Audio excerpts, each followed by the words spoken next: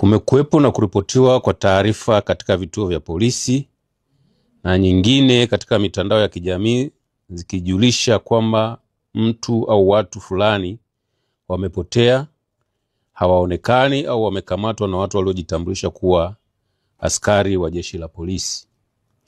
Jeshi la polisi linapopata taarifa hizo huanza uchunguzi wa kukusanya ushahidi kutoka vyanzo mbalimbali ili kupata ukweli wa taarifa ya nini kilichotokea, kwani hauwezi kusema moja kwa moja kuwa mtu aliyeripotiwa kupotea, kutekwa, kulazimishwa kupotea, kuuawa bila ya kupata au ya kumpata anayedaiwa kupotea na ushahidi wa kudhibitisha taarifa hiyo ya nini kilichomtokea.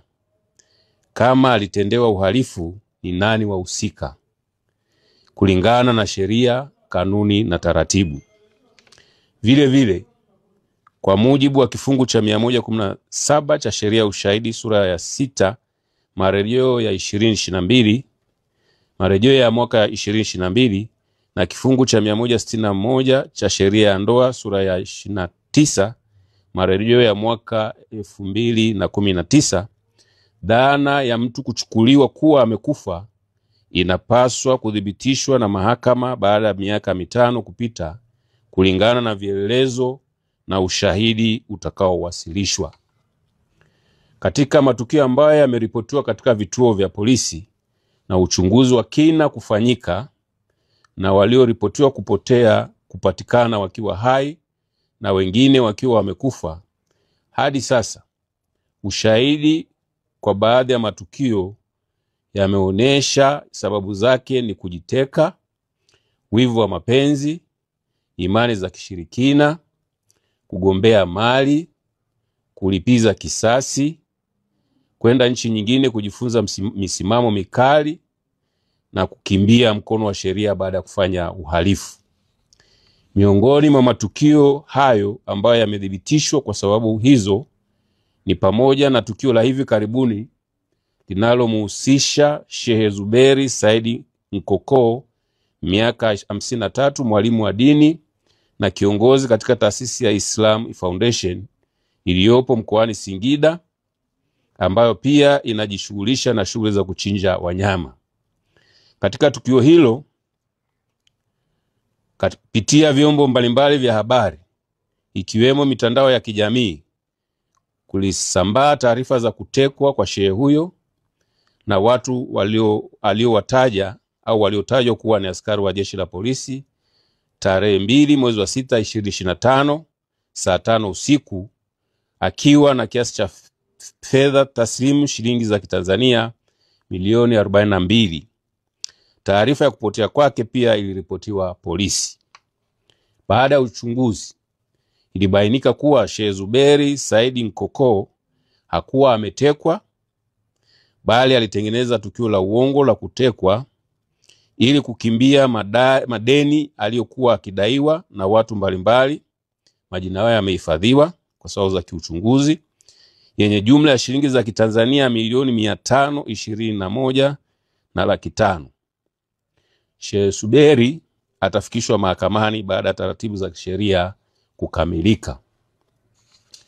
Baadhi ya matukio mengine yaliyohusishwa na utekaji wa watu vikihusishwa vyombo vya dola, lakini baadaye uchunguzi ukabaini kuwa vyombo vya dola havikuhusika kwenye matukio hayo, ni pamoja na tukio la tarehe 7 mwezi wa 6 2025 lililotokea katika kijiji cha Mtakuja, kata ya Nanganga, wilaya ya Ruangwa, mkoa wa Lindi, ambapo Rita Severini Ndambalilo, miaka 41, mkazi wa Dangote Mtwara, mfanyakazi wa kituo cha kuuza mafuta cha kampuni ya Specialized Petrol Station ya Mtwara, alikutwa akiwa ameuawa kwa kunyongwa na mtandio na kutupwa kando ya makarasha ya Wachina katika kitongoji cha Nahungo, kijiji cha Mtakuja, kata ya Malolo, wilaya ya Ruangwa.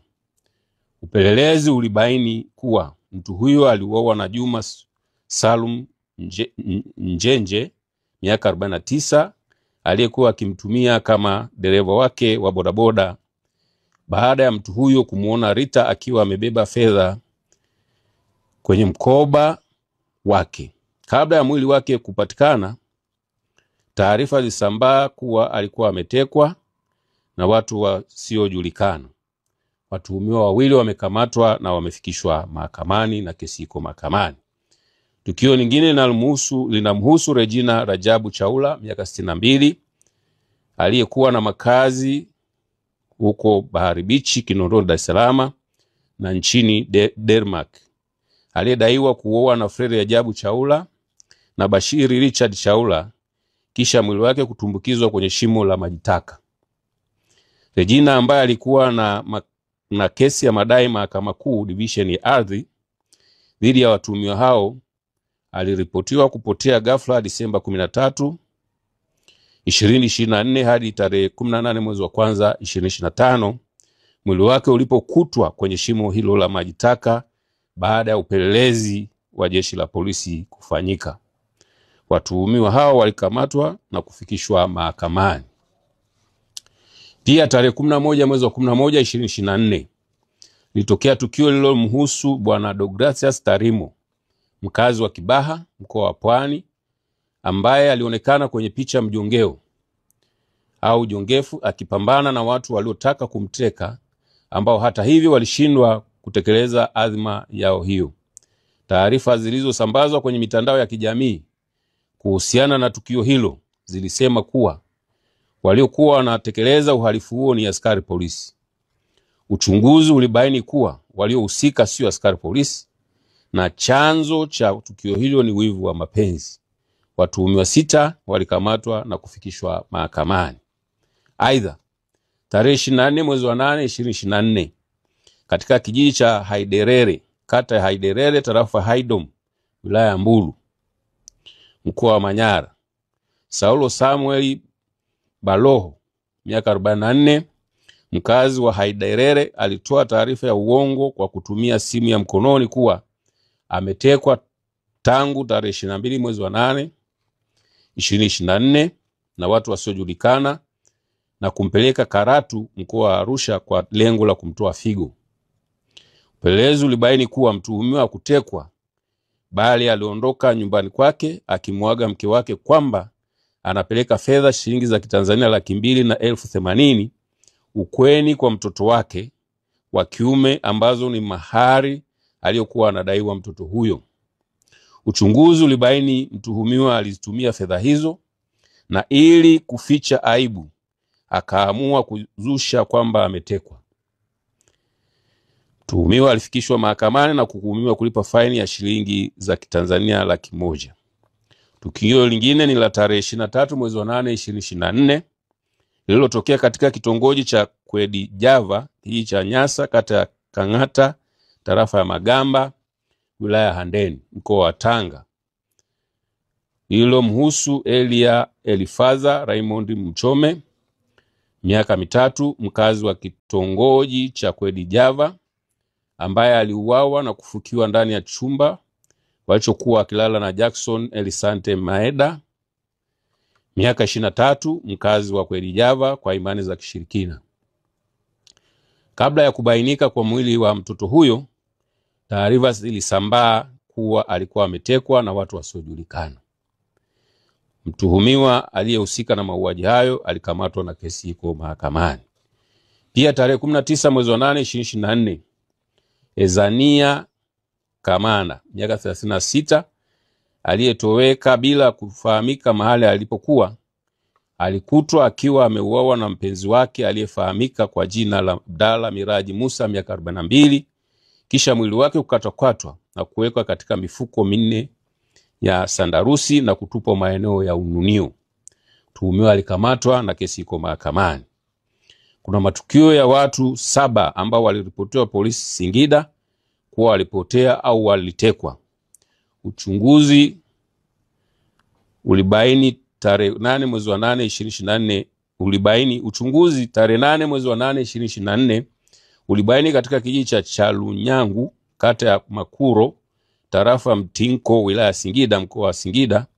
Watu hao ambao ni Samweja Sifaeli Saidi, miaka 22, na wenzake 7 waliuawa kwa kukatwa sehemu mbalimbali za miili yao kisha kunyofolewa au kutolewa baadhi ya viungo vya miili yao na kufukiwa kwenye mashimo tofauti tofauti na waganga wa kienyeji waliofahamika kwa majina ya Saidi Haji Msanga miaka 24, mkazi wa kijiji cha Migungu, pamoja na Kamba Kasubi miaka 34, wakishirikiana na wenzao 12.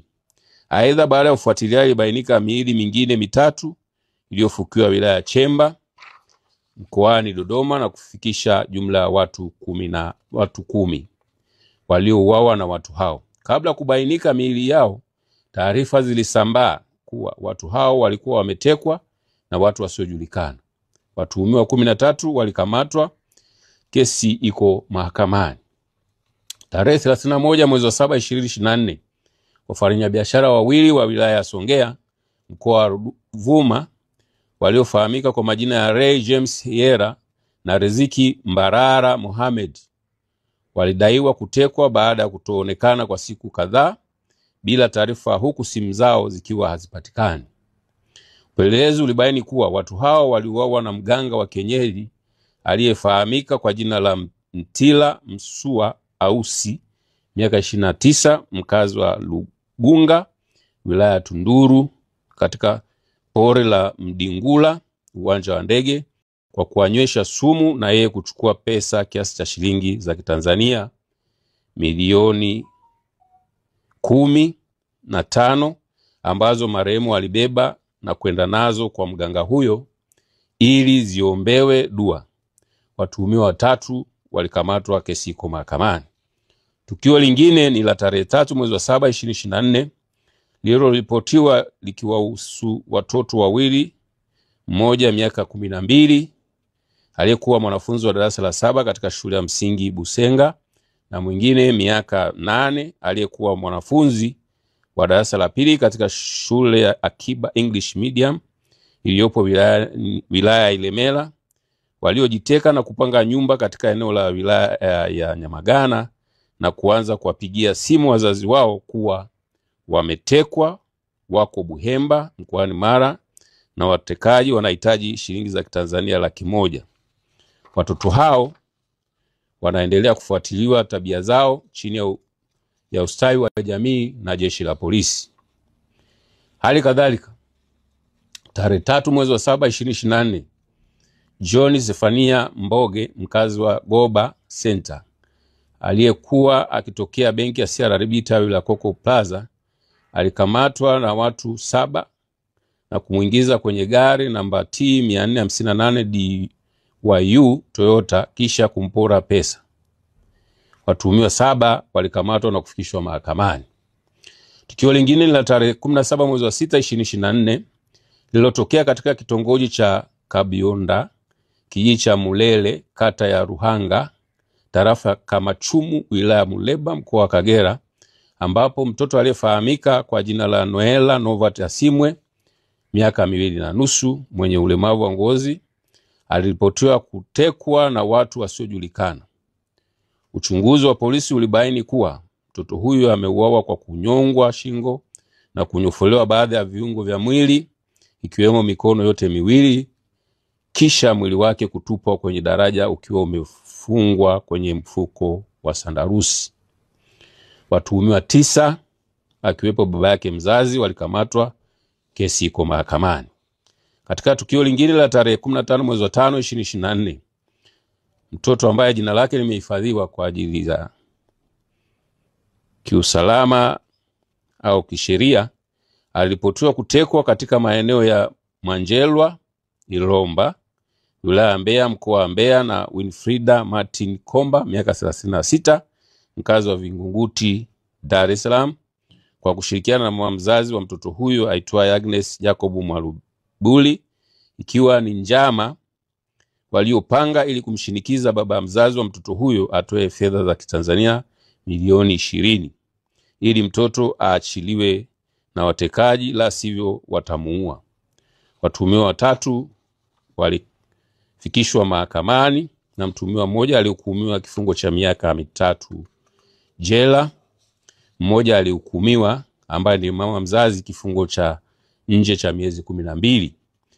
na mama ambaye mtoto alikutwa kwake aliachiwa huru.